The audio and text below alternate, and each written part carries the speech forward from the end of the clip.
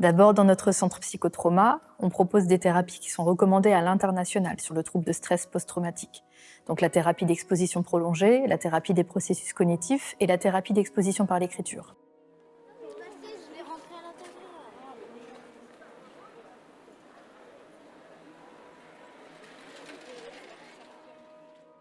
Et les thérapies sont manualisées, ça veut dire que c'est un protocole. À chaque séance, on a telle ou telle chose à faire. Et à chaque séance, c'est différent. C'est pas des entretiens libres. Séance 1, on fait ça. Séance 2, on fait ça. C'est assez protocolisé. Alors, chaque thérapie a ses spécificités, ses avantages et ses inconvénients, mais elles ont toutes comme point commun de consister en une exposition aux souvenirs traumatiques. Les personnes s'exposent soit au récit de l'événement traumatique, soit à ce qui est, on va dire, la difficulté au quotidien. Donc, le choix va parfois dépendre du type de symptômes. Certains, c'est l'évitement qui est le plus marqué. Là, l'approche TCC, thérapie cognitive comportementale, sera plus utile parce qu'elle va permettre de travailler spécifiquement sur l'évitement. Pour quelqu'un qui aurait plus de symptômes de reviviscence, de cauchemar, peut-être que le MDR est plus intéressant.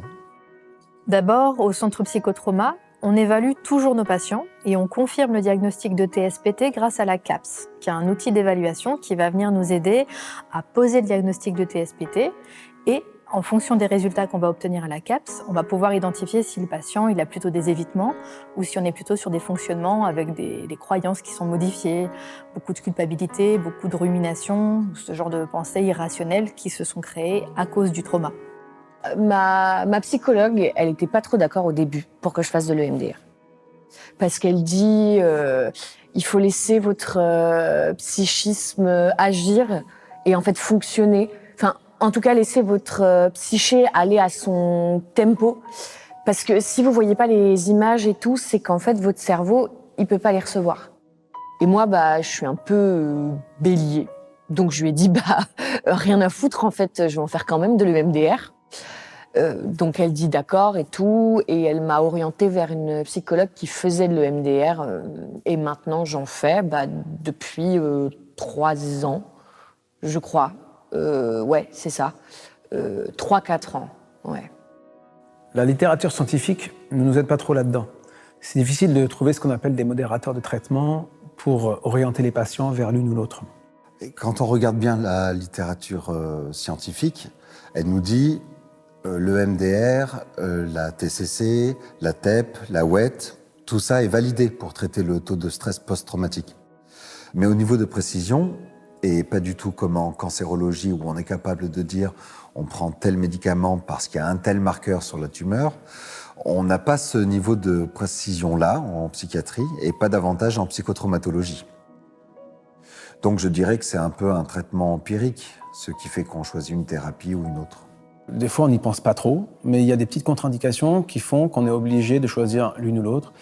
Alors honnêtement, aujourd'hui, je ne suis pas sûr qu'il y ait des bons indicateurs pour nous dire qu'est-ce qui vaut le mieux entre l'une et l'autre. Donc, c'est plutôt le consentement des patients. Et d'ailleurs, il y a des patients qui préfèrent faire du soutien plutôt que des thérapies ciblées, comme l'exposition prolongée ou la thérapie des processus cognitifs, parce que voilà, ils ne sont pas prêts encore à s'exposer pleinement à l'événement traumatique. Pour répondre à la question, il y a une part de choix qui reste disponible, mais dans les limites de ce qui est maîtrisé par le soignant et de ce qui est permis par le fonctionnement du service. Enfin, les médicaments font aussi partie des leviers thérapeutiques. J'y pense parce que ça fait partie des leviers des psychiatres. Et là, ils sont, on va dire, pas différents de ceux qu'on propose dans les CRP, qui sont, on va dire, conformes à la littérature internationale et aux recommandations de sociétés savantes. Donc principalement antidépresseurs ou traitements spécifiques ciblant le sommeil ou telle comorbidité. Je voulais pas prendre d'antidépresseurs à l'époque. J'étais donc sous Atarax. Ma psychiatre a estimé que c'était trop tôt pour le MDR. Et c'est là où elle m'a proposé les antidépresseurs. Et on a essayé quelques molécules avant de trouver la bonne. Et donc, j'ai commencé le traitement sous antidépresseur à l'Effexor en juin 2016 et que j'ai arrêté fin d'année dernière.